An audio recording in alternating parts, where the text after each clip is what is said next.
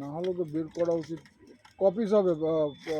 75 piece বেরোবে? হ্যাঁ 70 বেরিয়ে যায়, 70 আছে। হ্যাঁ, না হলে বেশি বেরোবে? না বেশি বেরোবে না। কি করে বেরোবে ওর থেকে?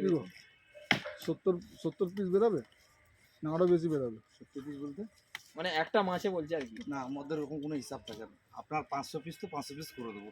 না সেটা বল, কেজি সেইটা বলছি না। 70 পিস না কেজিতে না, এই মাছটা বাদ দিয়ে, এবার বাদ দিয়ে 50 হ্যাঁ 50 অর্ধেক 450 বেরোবে, এই 550। 550 বেরোবে।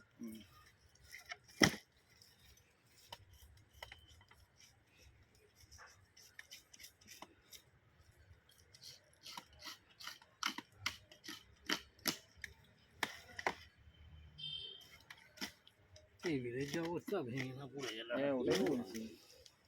মজা করে মুশকে গেলে না না, ওরা তো ওদের হাতের ব্যালেন্সে কাটছে তোমার।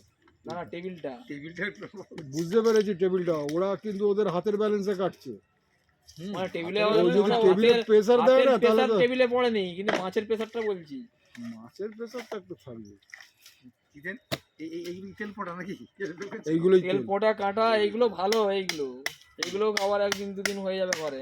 খাসি মাংস ফেলিয়ে খেতে হবে। হ্যাঁ যদি ভালো করে রান্না করতে পারে। হ্যাঁ এইগুলো আমরা খেয়েছি, কিন্তু তেল বেশি খাওয়া যাবে না। আমার একটা বন্ধুদের হয়েছিল, সে তেল বেশি খাওয়া যাবে না। আমাদের তো এই তো মেছাদা যেদিনেই যাই, তেল যা তেল বেরাবে না ওতে। আমরা তো মাঝে মাঝে করি, মেছাদা যেদিনেই যাই 2-4 কেজি পেলেই আগে কিনে নিই ঘরের জন্য। এবারকে যদি বাজারে নিয়ে এলাম, যদি দেখে এই 2 মিনিট 250, ওটা তেতে হবে না পেটিটা।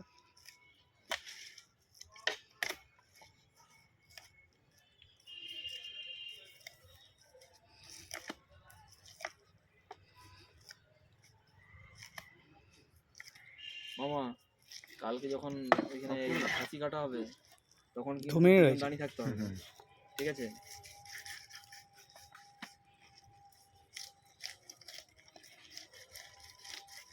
কম করবে। খাসি কি তেল দিয়ে করবে?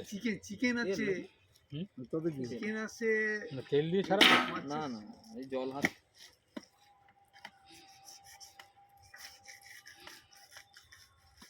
বরং চিকেনটা একটু বেশি নিতে হবে। পকোড়া দেখুন যেটা না পকোড়াটা যেটা হচ্ছে পকোড়া থাকলে তো চিকেন বেশি আলাদা, নিতেই হবে। পকোড়া সেটা বললাম। পকোড়ার আলাদা মাপ করবেন, হ্যাঁ আর এর আলাদা মাপ করবেন, ও সব একসাথে মেশাবেন নাকি? হ্যাঁ তাহলে সব কেলো হয়ে যাবে। পকোড়া যেটা হবে সেটা পকোড়ার এতে ফেলে দিতে হবে।